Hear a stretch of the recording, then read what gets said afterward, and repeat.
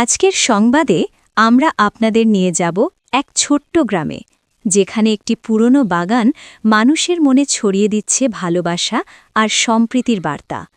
Senior reporter Jahangir আলমের প্রতিবেদনে দেখুন বিস্তারিত। ক্যামেরায় ছিলেন সোহানুর রহমান। এই বাগানের মাঝখানে দাঁড়িয়ে রয়েছে একটি গোলাপ গাছ।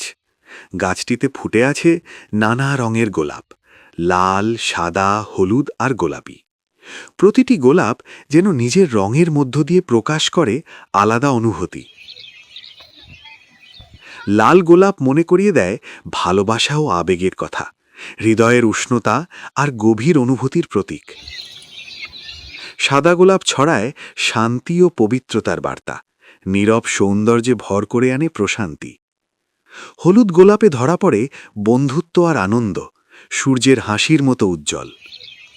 আর গোলাপি গোলাপ প্রকাশ করে কোমলতা ও মায়া, যা ধীরে ধীরে ছুঁয়ে যায় মানুষের হৃদয়ে। প্রতিদিন দূর দূরান্ত থেকে মানুষ আসেন এই বাগান দেখতে। কেউ খুঁজে পান ভালোবাসা, কেউ শান্তি, কেউ বন্ধুত্ব, আবার কেউ নিজের গোপন স্বপ্নের প্রতিচ্ছবি। একদিন হঠাৎ ঝরে পড়ে কিছু পাপড়ি।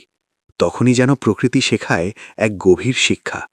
একটি রং একা নয়, সব রং মিলেই সৌন্দর্যের পূর্ণতা। বাগান শান্ত হয়ে আসছে বাগান। সেই দিনের পর আর কোনো তুলনা নয়, কোনো অহংকার নয়। ভিন্ন রং হলেও লক্ষ্য একটাই, ভালোবাসা ছড়িয়ে দেওয়া। এই বাগান আজও মানুষের মনে করিয়ে দেয়, সৌন্দর্য শুধু রঙে নয়, সৌন্দর্য থাকে মিলন আর মমতায়।